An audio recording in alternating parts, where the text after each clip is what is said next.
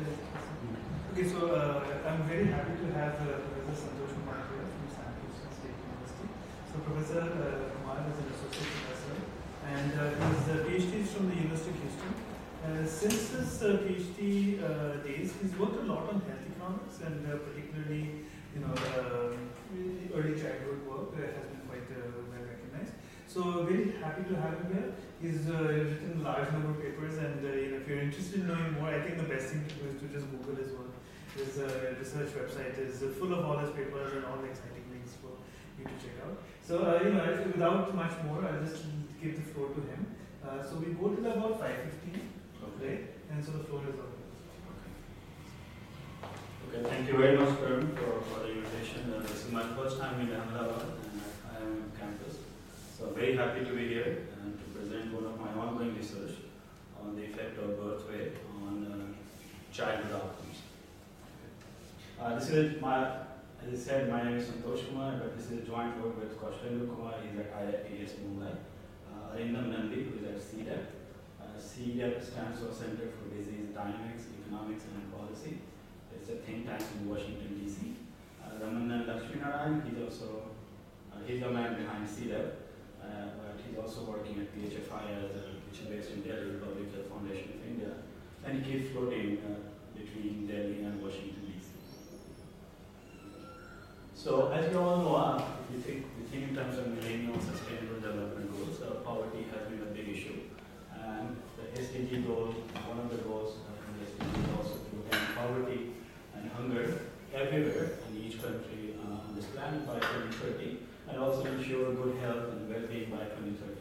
It does not tell us good health and well-being is a very broad target, but it includes targets like child mortality, morbidity, maternal health, gender discrimination in health access.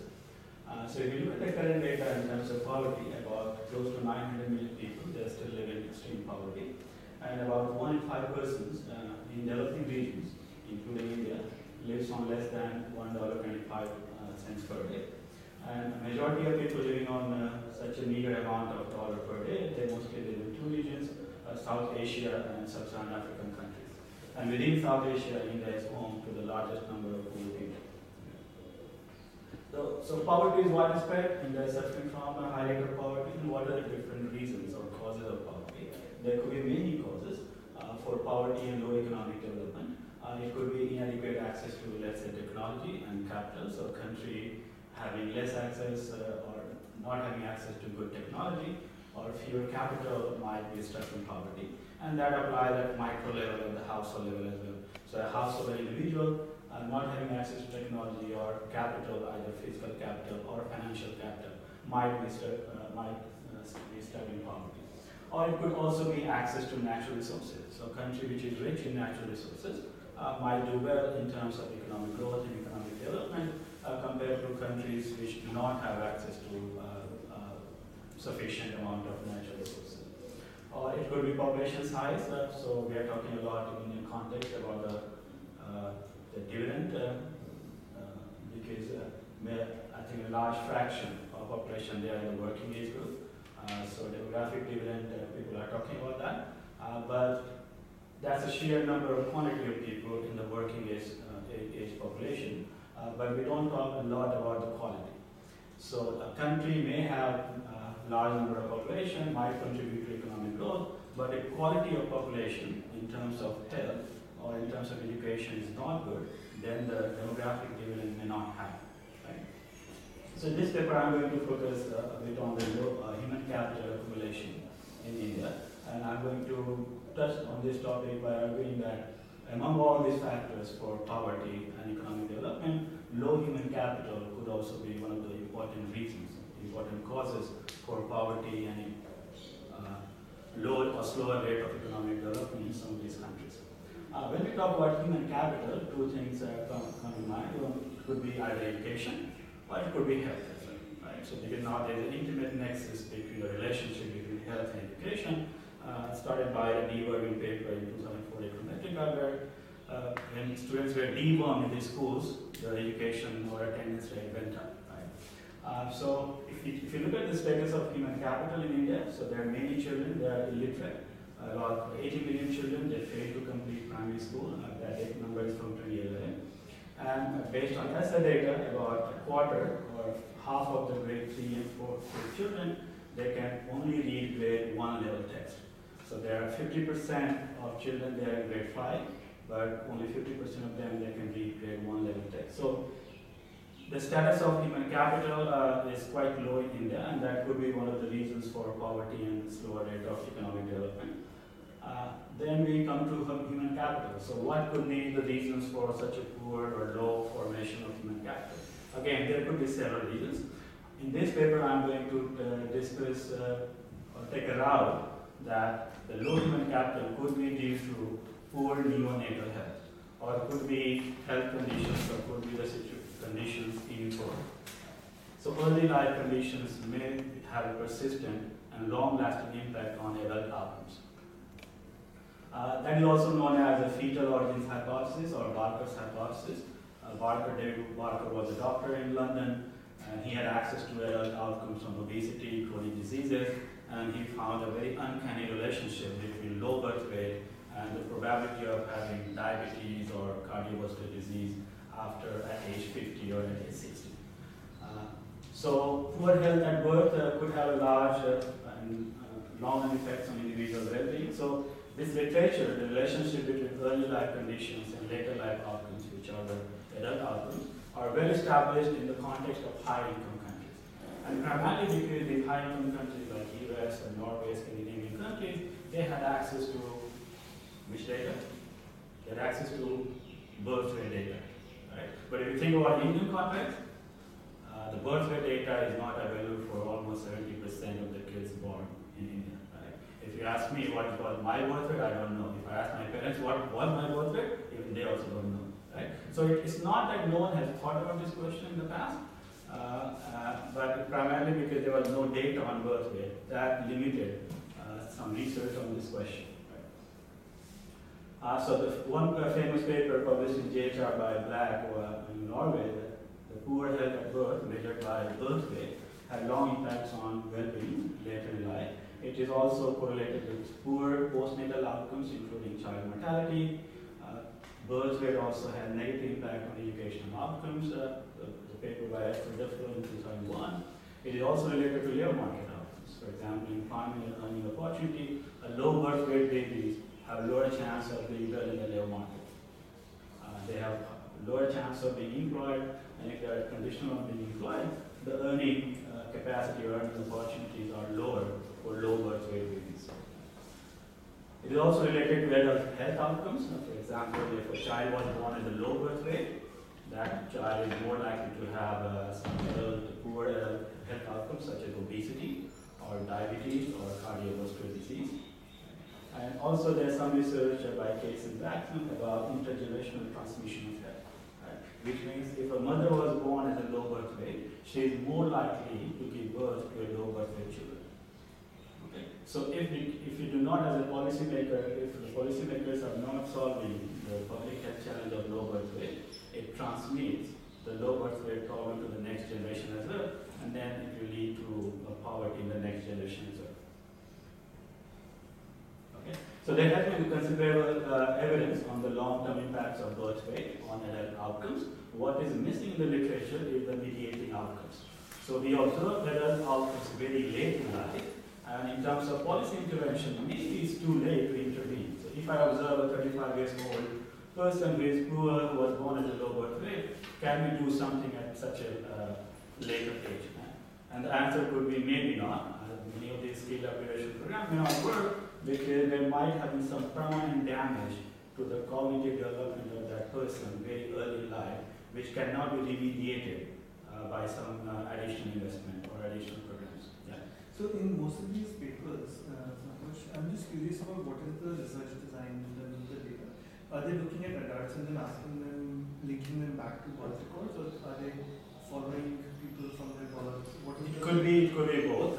So in some countries they have a longitudinal data set. So for example, NLSY in the US they have. But in some of these countries they have a hospital-based record. That has the birth information and the parent's name. And then they have the survey and adult.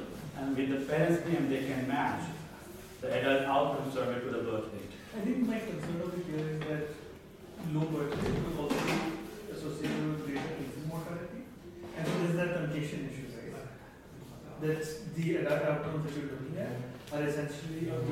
surviving children. Yes, there is a selection bias Yeah. there. So maybe the weaker kids, mostly the lower kids, they might have died. Yeah. So what you observe in the data set is a surviving children. So that does introduce a sample selection bias. Yeah. So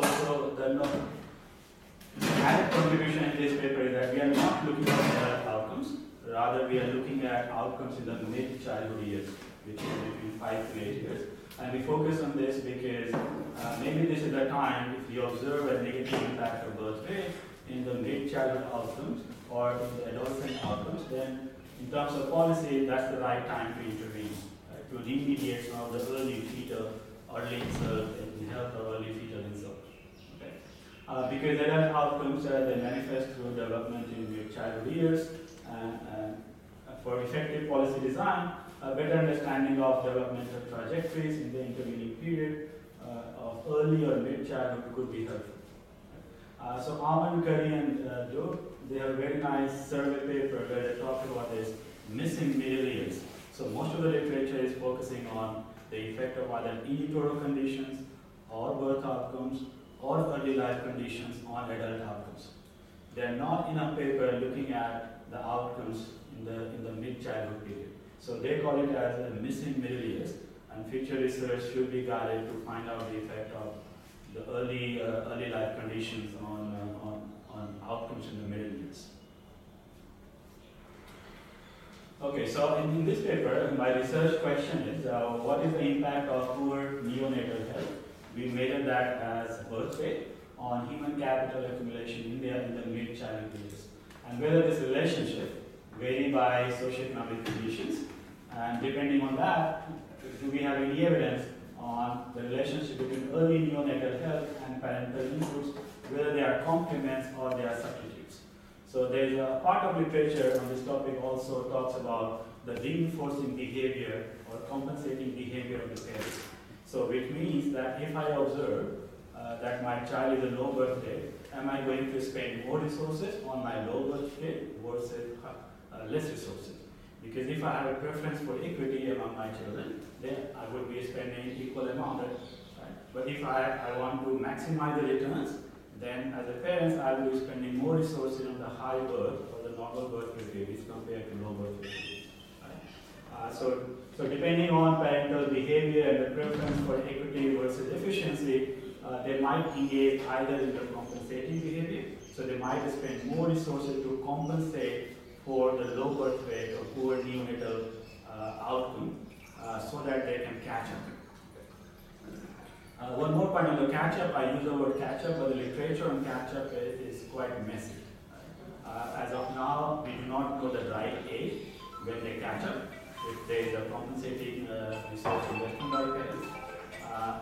Some papers they argue that it could be from birth to 3 years. Some papers argue it could be birth to 5 years. But there is sort of consensus that beyond 5 years or beyond maybe 6 or 7 years, there is no scope of remediation. But I'm just mentioning that it is not clear. There are some papers they also argue that it could be beyond 10 years or up to 10 years. So 0 to 10 could be the window to intervene, to make more resources, to design policy for kids to catch up. So in this paper, we take advantage of Young Life survey, which is a longitudinal survey in India. In terms of cognitive outcome, we use a PPVT test score, which is based on picture and vocabulary test. And we use either wireless and IV, and also use instrumental variable quantile regression to see the effect at different quantiles of the PPVT score. And we are going to sell this paper in terms of contribution that this is one of the first studies in India to quantify the effect of birth weight on cognitive outcomes.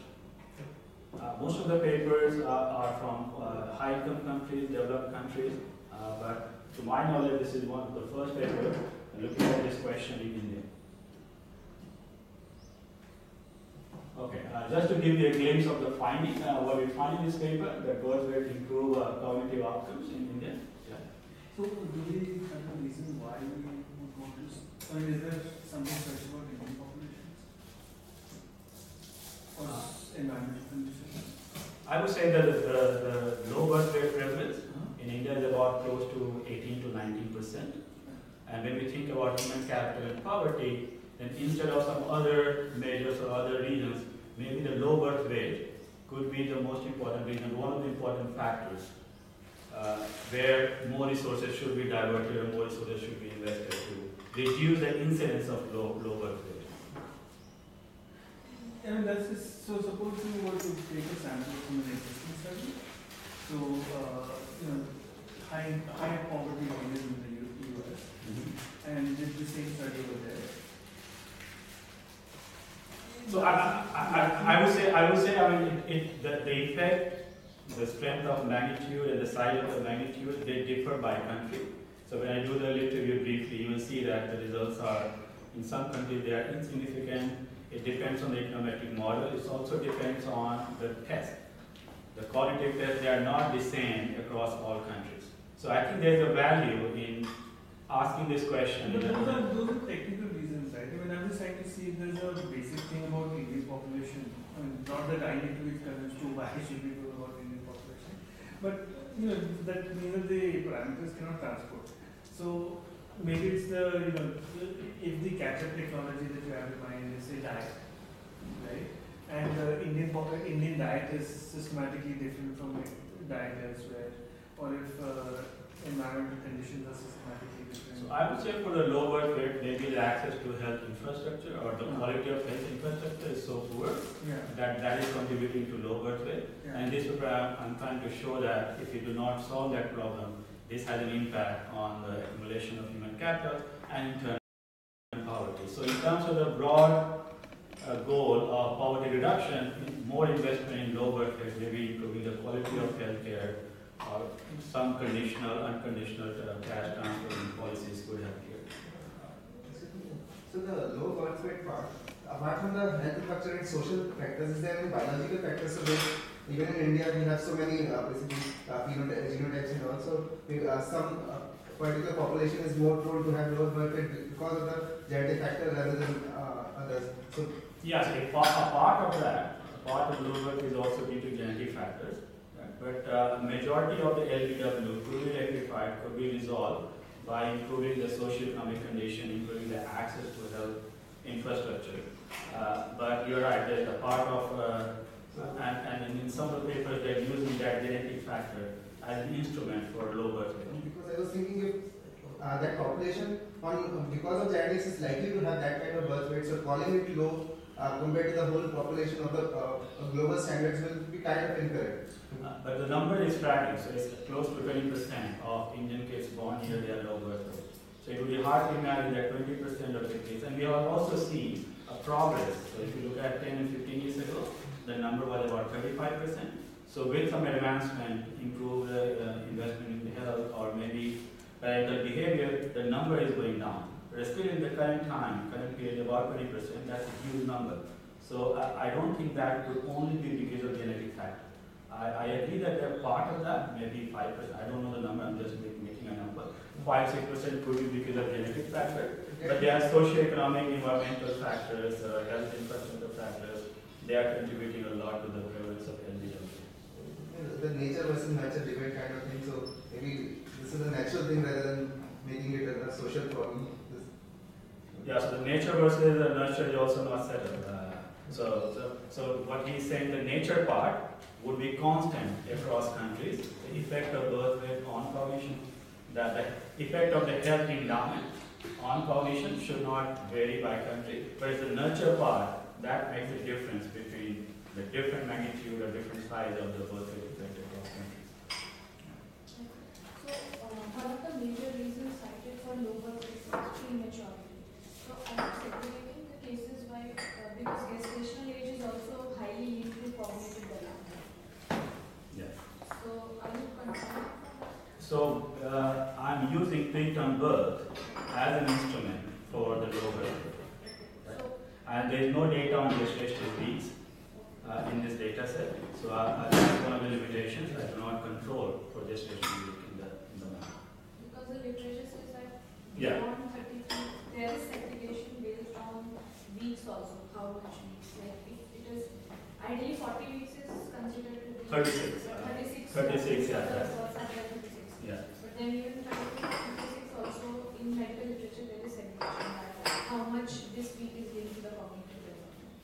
Yeah, so that's the third trimester. That's the time when your cognitive cells and the brain cells are developing.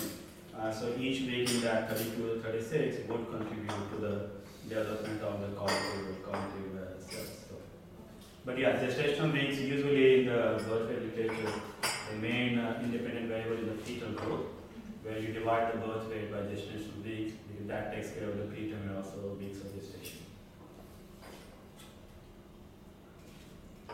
Okay, so our results are very robust to additional control variables. So we have a bunch of control variables. We'll talk about that in a minute.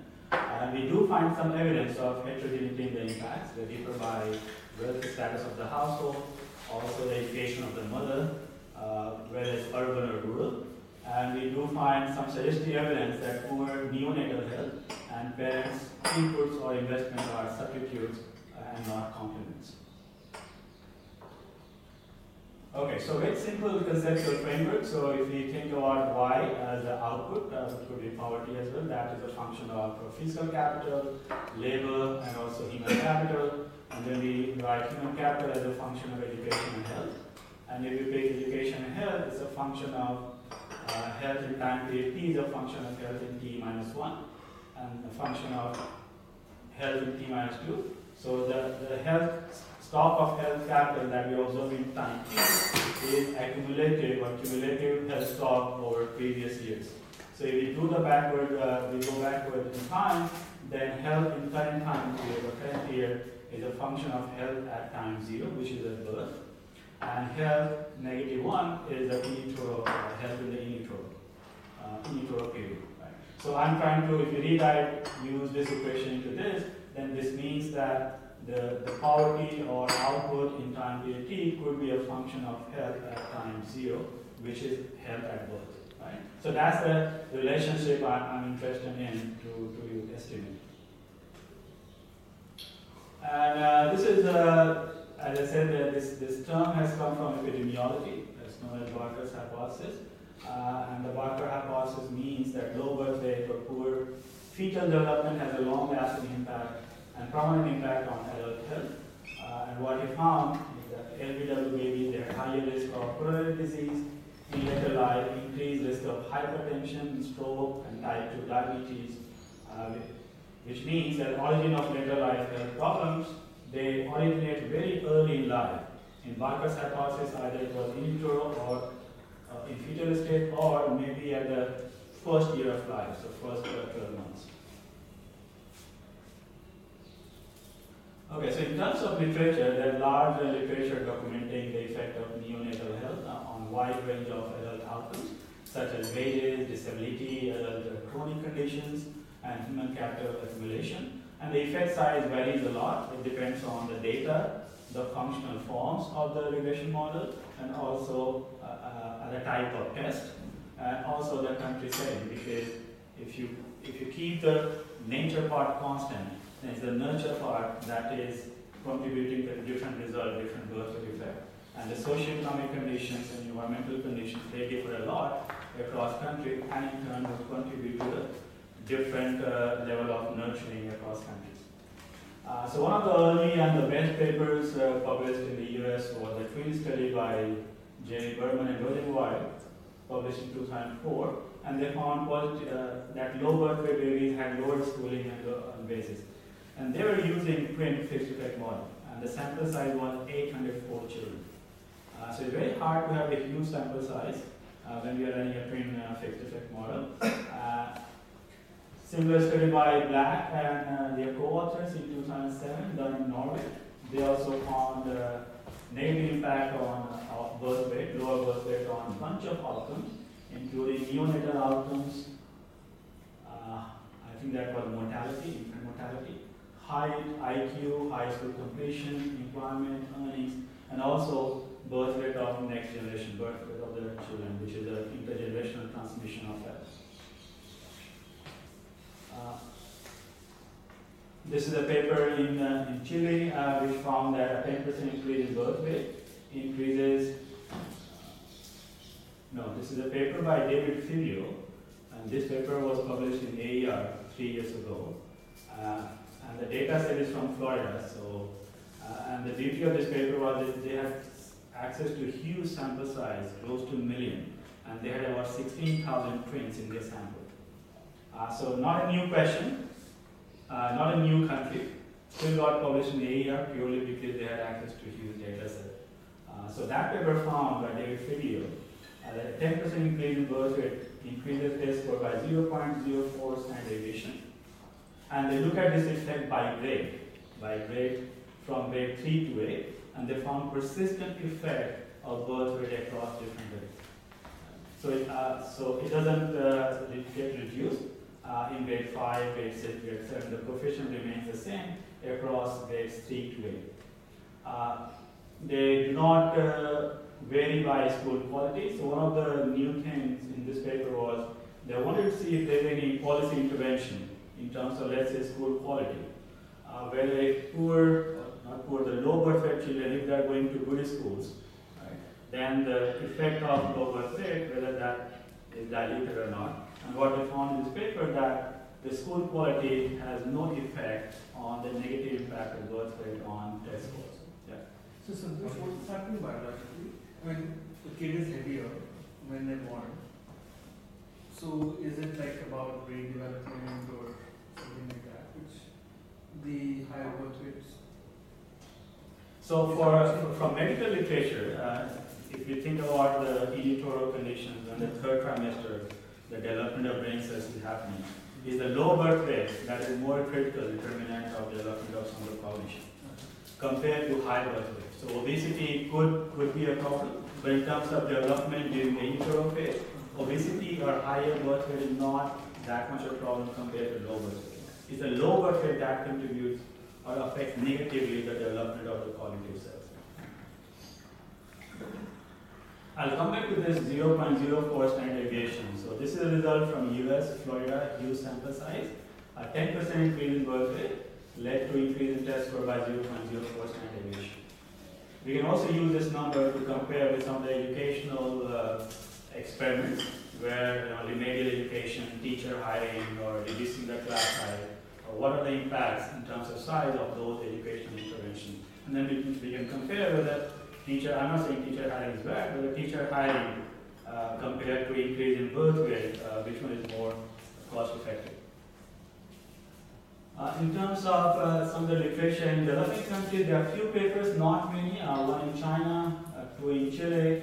This is by Prasant Bhardwaj, and he found that 10% increase in birth rate increases math test score by 0.02 to 0.04 standard deviation in grades 1 to 8. In Fidio paper, this is from 3 to 8. I did not find any effect on grade 1 and 2. So this is another part of the research question, that at what age and in which grade the birth rate effect appears.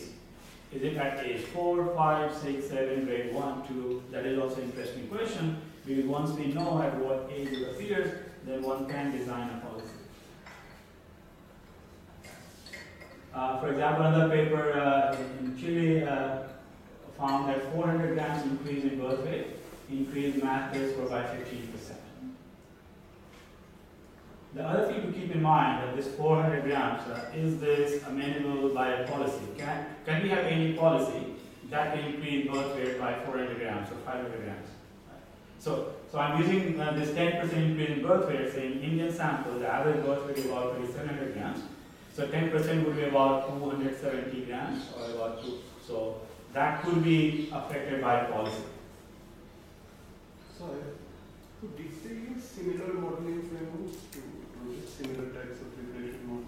Similar to which one? These papers, for example. It's like they have analyzed like long-term dependence. Yeah. So did their modeling frameworks are similar? No, so mine is not similar. So most of these studies, they have access to twins in the data set. Right? So they have used a twin fixed effect model, twin study. So that takes care of the genetic components. Right? As a kind of mother fixed effect model. I do not use twin fixed effect because in a young life study, I'll just talk about the data. Only one child from the family has been surveyed, and birth rate information is available for one child. In these papers, how are they instrumented? So this is also twin. Excellent. This is also mostly twin. They 1-2 papers published in non-econ journal. They have used instrument. So instrument would be the public health budget is the instrument for birth weight. Number of doctors is the instrument for the birth weight. Yeah, so all the supply side health infrastructure variables, they have been used as an instrument for birth weight. Okay, so I'm sure you must be familiar with the Young Life Survey. This is a 15-year longitudinal study to explore childhood poverty in 3 districts of Andhra Pradesh. So very localized survey. This has been done in other countries as well. So 4 countries: Ethiopia, India, Peru, Vietnam, and there have been 4. I think now there are 5 rounds: 2002, 7, 10, and one is in 2013 and 15. This is focusing only on 1 state and 6 districts, 20 sites. So sites could be as, you can think of that as a village. The survey had 2 cohorts, 2,001-year-old children, they are known as the younger cohort, and 1,008-year-old children from same household were surveyed in wave 1 in 2002. Okay. And in this survey round, the birth rate information was collected for this 2,001-year-old children, the younger cohort. No birth rate information was collected for this older cohort. So my analytical sample is younger cohort for whom the birth rate data is available. I cannot use the older cohort because there is no birth rate information for that. Okay. The dependent variable is the P-body picture vocabulary test, which is a PPVT. It's a psycho test widely applicable in many studies. I also take a log of that and also a standardized PPVT score as a Z-score. And independent variables is either birth weight or log of birth weight, and also a dummy or binding indicator of low birth weight. So we define low birth weight as kids having birth weight as less than 2,500 grams.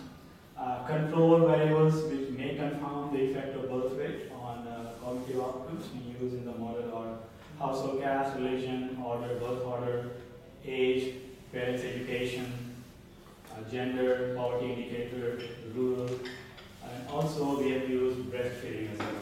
So that breastfeeding will be what? We are planning to drop it now because this is a variable after the birth is that's it done. So is this a public data? Yes, this is publicly available. Okay, so why are you restricting the study to only India? Because it is comparable data for all 4 sites, right? Yeah. So I think for other countries it has someone was doing or it was already been done. No one did it for India. So.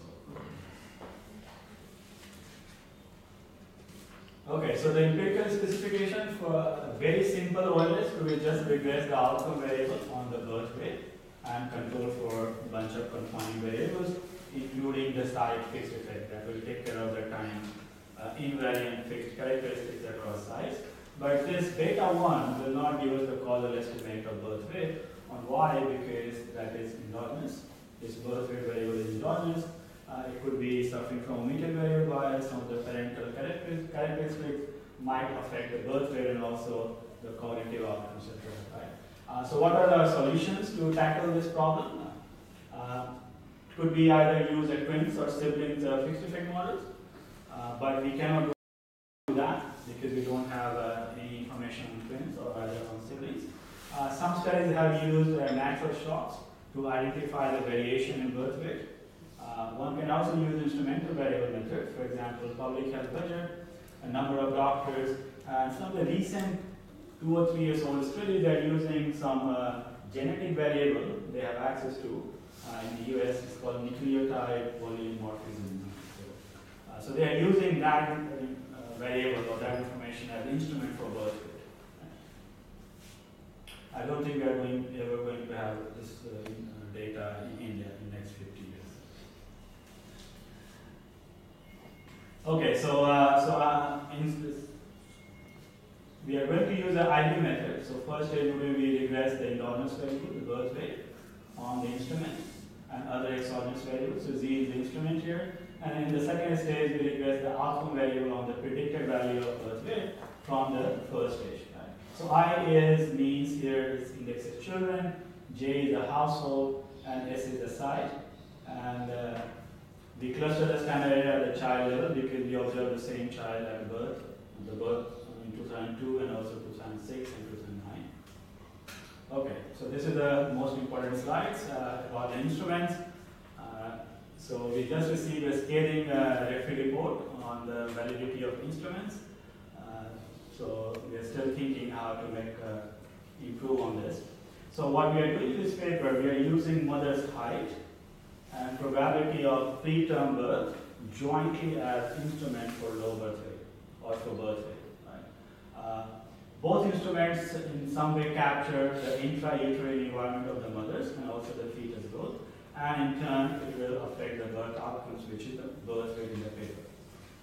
For the instruments to evaluate, there are two conditions: the relevance condition, that the instrument and the endogenous variable should be correlated, it should not be equal to 0.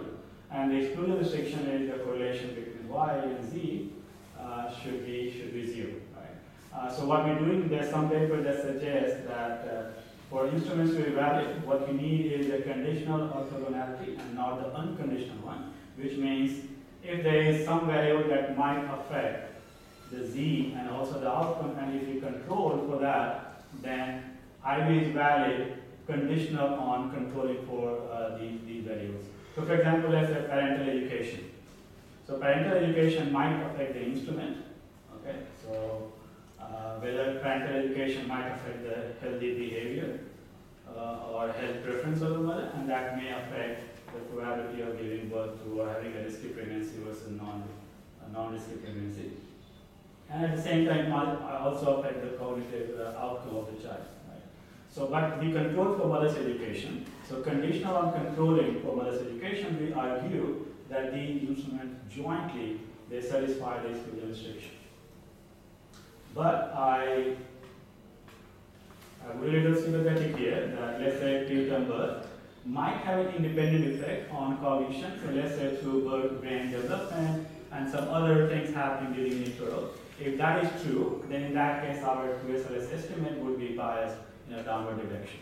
So I take that criticism in spirit, and that's again one of the limitations. So if your referees are not, just so let me file on. Right? So for example, mother's height might be correlated with things like even marriage market sorting, right? And so taller women get sort of taller men as husbands. Mm-hmm. And so therefore, insofar that the height of the parents is correlated with the birth of the kids, right? So you'll have and of course taller husbands also make more money. So you'll have like, so that's why. So I'm saying that that's why we control for education and also the household wealth. No, but you should also then control for the father's height, right? Which you might see in this data. Father's height.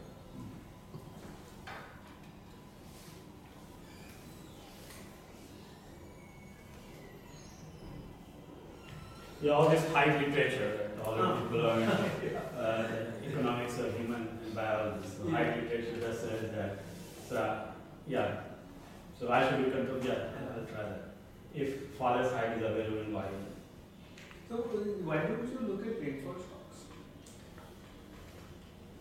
Rainfall shocks. I mean that's the old exogenous instrument for things like birth weight. And that would satisfy the exclusion restriction? Yeah, I mean, insofar that just think of like geographically spread villages.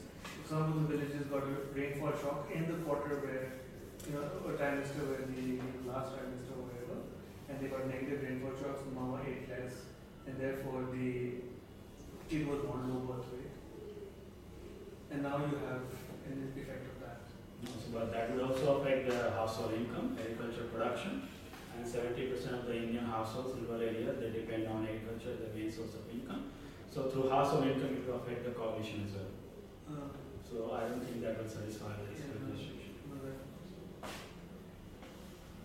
Okay, I mean, I'm going to say that no instruments are perfect in the world. Yeah. So let's. But if you have some suggestion better than this, this is what we are doing. This is still work in progress, so we are still trying to improve this paper. Okay, so moving on to summary stats. So we have about 800 children in the first round. so n becomes 1600 because we are using 2 lumps of data. The average birth weight is about 2763 grams, and about 17% of kids in this sample, they are low birth weight. 74% they are in rural areas. SC/ST, 1/3 of the households or kids, they are in Schedule caste or Schedule tribe. Birth order is close to 2, 6 districts, and 20 sentinels. So that's the descriptive summary statistics of the data.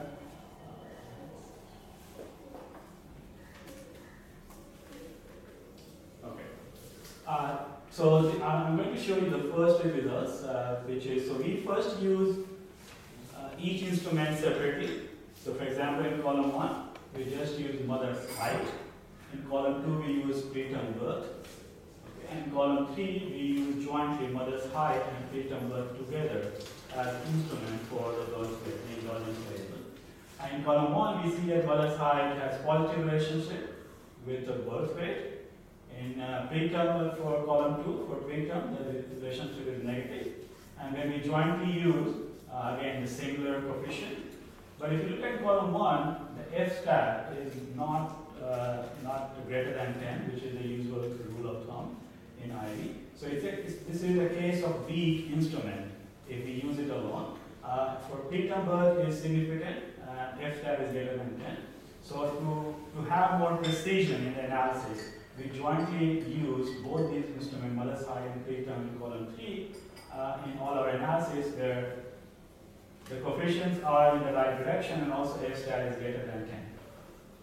So these two instruments together, they don't suffer from weak IV case. Okay, so this is the first set of results. The outcome variable is PPVT score in log. Let's focus only on column 5, which is our most preferred specification, where we use the two instruments together. What we see here, that birth weight is also in log, and outcome is also in log, which means if birth weight goes up by 1%, then PPVT score, which is in log, also goes up by 0.8%. And I'm going to use 10% increase in birth weight, which is 1% birth weight increases by about 27 grams. Right? So when other interpretation could be when birth weight goes up, increases by 10%, then PPVT score will go up by 8%. Okay, in column 5. So, Santosh, another suggestion. So, insofar as you have a reasonably high R square, right? I think you could argue that your whatever observable characteristics that you have put in the equation explain a lot of the variation in the cognitive outcomes, right? So, insofar that your main concern is that on unobservables, there is relatively little, about half the variation is left. Yeah. Right? Now the question is, how much could that, now what would happen if you assume the worst for that unobservables?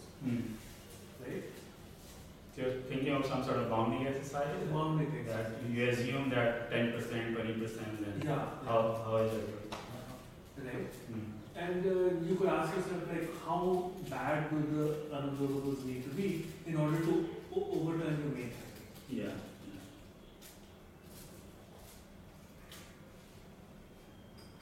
Thank you. It's a good session.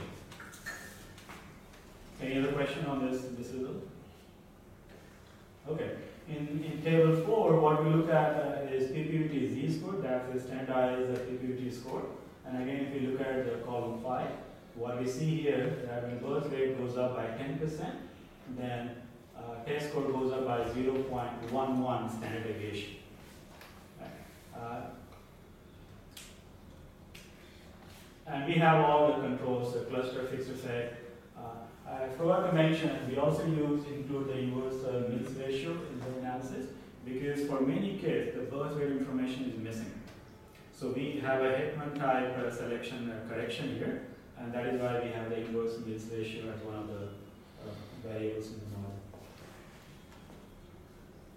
Okay, now we look at low birth weight as dummy, as an independent variable, because most of the policy designs, they are mostly targeting to reduce the incidence or prevalence of low birth weight. So policymakers, they are not always interested in, okay, so let's increase the birth rate by 10%, or 20 grams, what they look at is the number, okay, 17% of the kids are low birth weight, how can we reduce that number? Okay? So this is a dummy binary variable. Low birth weight is defined as having birth weight less than 2,500 grams. And what we see here for log, PPT score log and z-score, when we use in the 2LS model, a low birth weight baby has 66% lower PPT score compared to the reference group, which is a non-LBW kids. And in terms of z-score, the low birth weight baby has 0.90 lower z-score compared to non-LBW. So pretty high, big effect, very large in magnitude, but this is combining, so low birth weight is a categorical variable, so maybe the low birth weight in the dummy variable has kids having birth weight 1500 grams or 1400 grams, right, or even 1300 grams. Okay, so a brief discussion on the magnitude. So what we find in this paper, including the OLS and one instrument, that birth weight effects ranges from 0.03 to 0.12 standard deviation. And when you compare this number to some of the large-scale education interventions, especially in the developing countries, the paper by Banerjee, published in 2007, I think it's the remedial education paper, Duflo and Hana, or Mullidharan Sundaram in 2009. All these papers, they found the effect size of these education-specific intervention to increase test score range from 0.17 to 0.47. So our birth weight effect size is not very close to this, right? It's not larger than this, but we're kind of close. So our main effect is about 0.11. Here, so 0.11 or 12. But in these papers, it's ranging from 0.17 and 0.47. Also, the Bhardwaj paper published in Journal of Labor Economics in 2016, he found that 10% increase in birth weight improves test score by 0.04 to 0.06 standard deviation each year. Right? So our result, 0.11, falls in between this result and this result. Not exactly comparable because here we are looking at the effect of birth weight, but these are educational interventions. But the point I'm trying to make here that if we have to do a cost-effective analysis, I think whenever Karthik does a study, it runs in $1 million always, or multiple millions, right? So interventions are very expensive.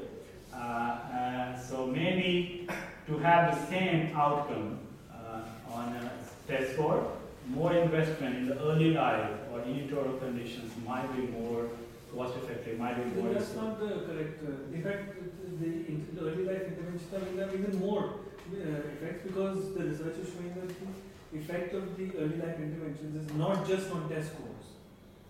Yes, so that is having such a heavy effect on so many things. Right, including health outcomes, and because otherwise to mitigate, say, prevent a heart attack when you're 60, takes tens of thousands of dollars. Might as well, here's some nutrition inputs.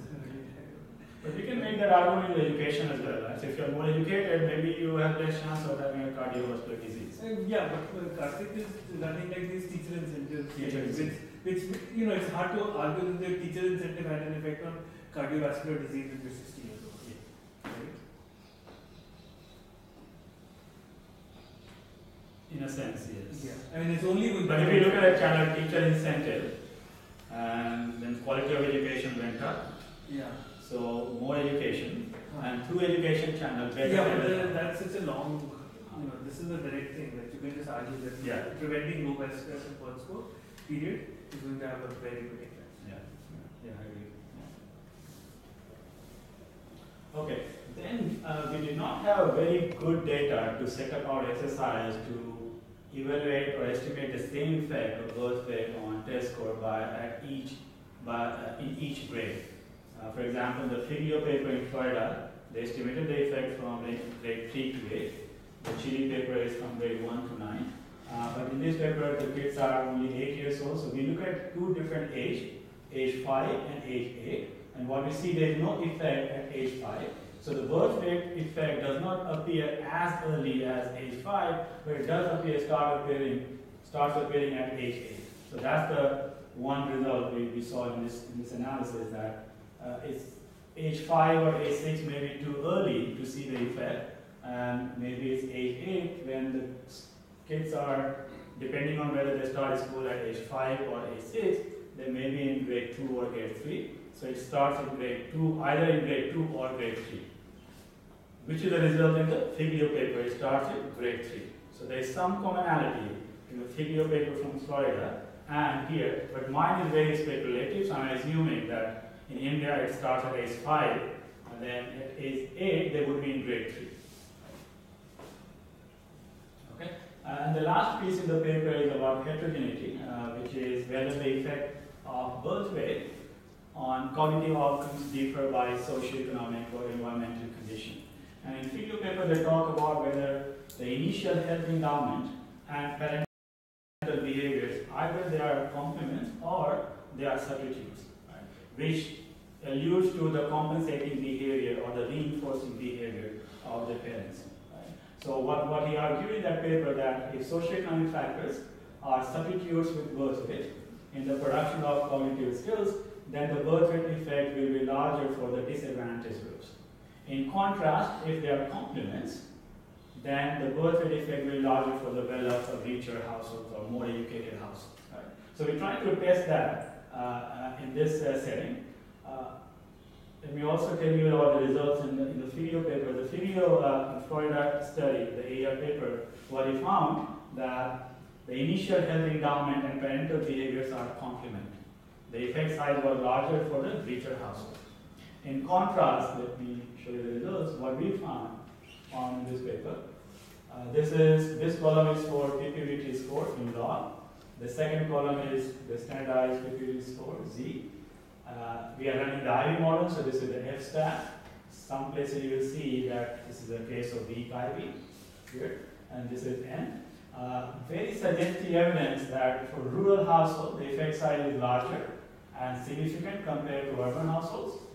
There is a statistically significant results for boys at 10% level compared to girls, no significant results for girls. When mother is not primary school, a significant result and larger compared to when mother is primary school.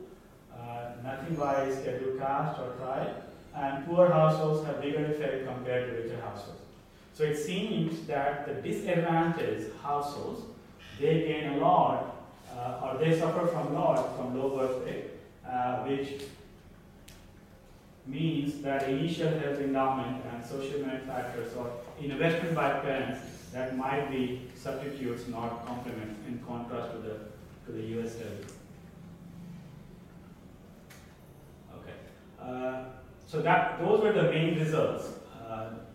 And what we do in this table is a robustness check, where we use in the previous QSLS model we use a Heckman selection model, but instead of Heckman selection, what we do here, we weight the same QSLS model by inverse probability weighting method, where we include this as a weight, and what we find is similar results. This is known as JIVE, it's a jackknife instrumental variable estimate, okay, which says that if you have multiple instruments, and if one instrument is weak, then you can run JIVE instead of the regular QSLS, because this will increase the precision and also this will increase the precision of the IV estimates. So just for robustness, we did that and we find similar results, similar to the QSLS, where we change the type of instrumental variables. And the final set of results is the instrumental variable quantile regression. So in this paper, in this figure, we wanted to look whether the effect size are different at different quantiles of PPVT score. Right? So I think you can see this figure is for log of PPVT score, and this is the Z score. And what we see broadly that the effect of birth weight on PPVT score is mostly at the lower quantiles and not at the higher quantiles. Right?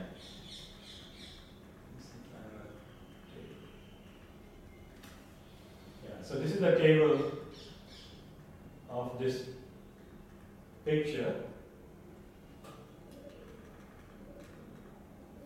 where we see larger effect at the lower quantiles, almost until at the median or 60%, or at the bottom 66 quantiles, but there is no effect at the higher level of higher quantiles of PPVT score.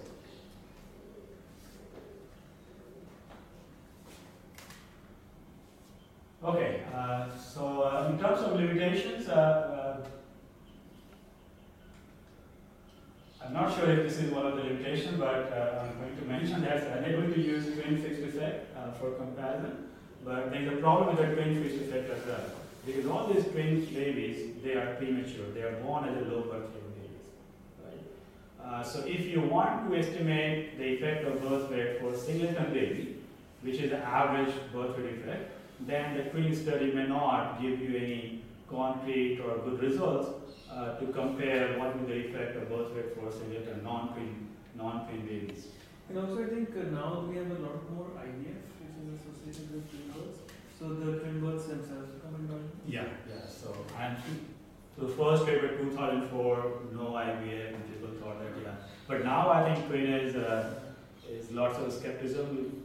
It's highly correlated with the IVF and mother's education because they are delaying the marriage. So more risky pregnancy these days.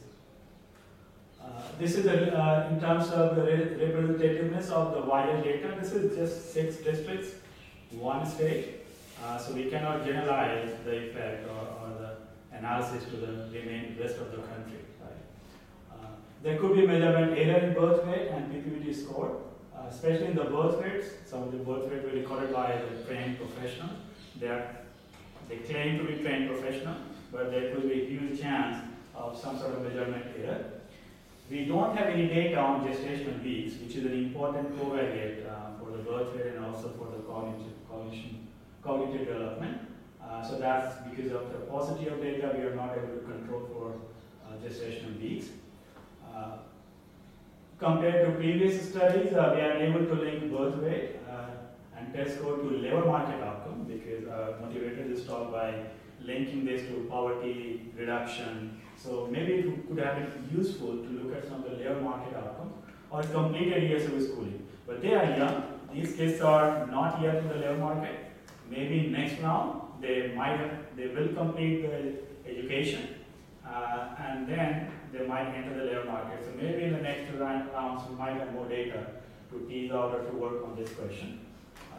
Also, there is no data on parental investment. For example, I was thinking of looking at some of the educational expenditure by kids or also postnatal investment. That would have given some evidence on parental investment, whether they are reinforcing the low birth rate or either they are compensating for the low birth rate. So I would like to conclude now. So I'm going to claim that this is the first causal study on birth rate effects in India. And what we find in this paper, that birth rate effect is strongly associated with test scores of children and has positive impacts on PPVT score. And we also find evidence of a heterogeneous effect. And talking about a debate between nature versus nurture, we do see some evidence of nurture can remediate the initial health disadvantage because the effect size are larger for the poor. And health at birth does matter for the mid-childhood outcomes from age 5 to between age 5 to 10. And in terms of policy implications, so any program related to food and nutritional supplementation program for pregnant women could be an effective strategy to improve human capital in the short to medium run. And there are many programs even in the US.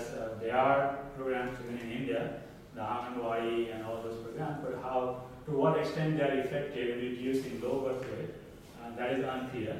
But in some of the high-income countries, including US, the WIC program or the food stamp program or the SNAP program have been successfully reducing the incidence of low birth rate in those countries. Talking about low birth rate is not that low in the US, it's close to 9%, and that precisely because of this late pregnancy and the risky pregnancy at a later age, after age 35, and the IVF, they're more likely to have low birth rate, preterm babies. Okay. In terms of future work, I plan to include more rounds of YA data, so round 4 and 5 are also available, so I'll include them as well. And just in this paper, we have only used one outcome, one cognitive outcome, which is a PPVT test score. It has few more outcome variables available related to math and reading score. So I plan to include math and reading score as well as the additional outcome variables, which might shed light on whether birth weight is affecting which type of cognitive outcomes. Is it just the PPVT, or is it the math one, or is it reading? Because these are very different set of cognitive skills required to be productive in these tests. Okay, so that's what I have. I'll stop now and I'm open for questions.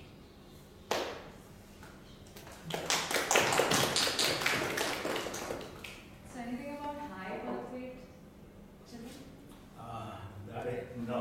No, because when we start talking about low birth weight and then we start talking about giving supplements for low birth weight, what if we push over to the other side? Yeah, so the incidence, this is a new, I don't want to say new thing, but the incidence of high birth weight are more than, I think, 4,500 grams is low. Right? So focus in terms of policy or in terms of research, at least in economics, is not on the high birth weight. Mostly it's in the low birth weight. And also there is not much literature on the effect of high birth weight on later life outcomes. So most of the literature is finding negative impact of low birth weight on later life outcomes. So I think that is important. So the global health and public health people, they are doing research on obesity among children, which is very common in the US high income countries. But no, I have not done anything on that because samples, I don't think we'll have many cases as obese. Is there any evidence in medical science on why the effects should start after age 5, which is what you also find? No, or yeah.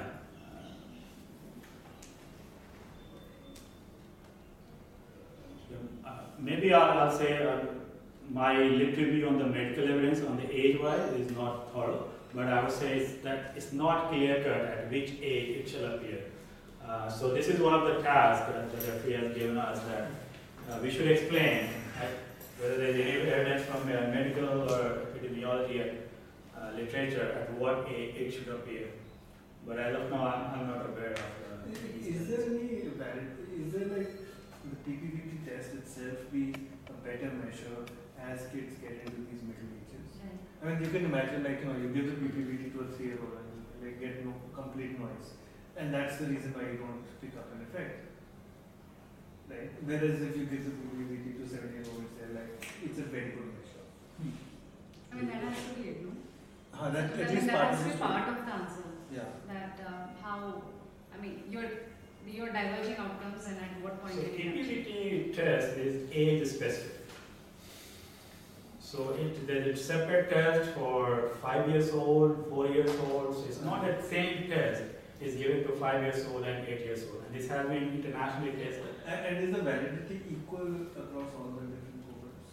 Like 5-year-old test is just as precise as in measuring cognition compared to the... Yeah, so the psychologist people, and they have done lots of research on this. And those tests are pretty specific and valid for each age group. So that even if it's given for 4 years old, it will be a different test depending on they have some more information on how the brain cells develop and cognition. So they are very different tests for each age. So the tests are not comparable. So the thing is there an age at which the PPVT test is optimal in reflecting cognitive? Yeah, so that is not comparable, right? So, but it's trying to capture the same part of the cognition or cognitive development, but it varies by age. So a complicated picture would not be a valid test for 4 years old or 5 years old. So it's very age specific. Okay, thank you for your time.